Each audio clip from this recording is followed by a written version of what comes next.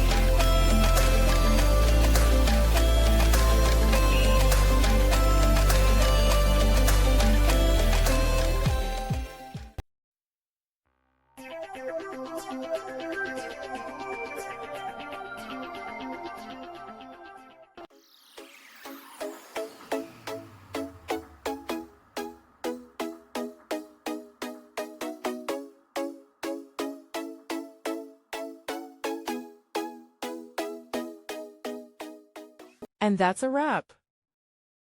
I hope you found the answer you were looking for. If you did, take a second to hit that subscribe button. It really helps out. And let me know in the comments which solution worked best for you. See you next time in the debug zone.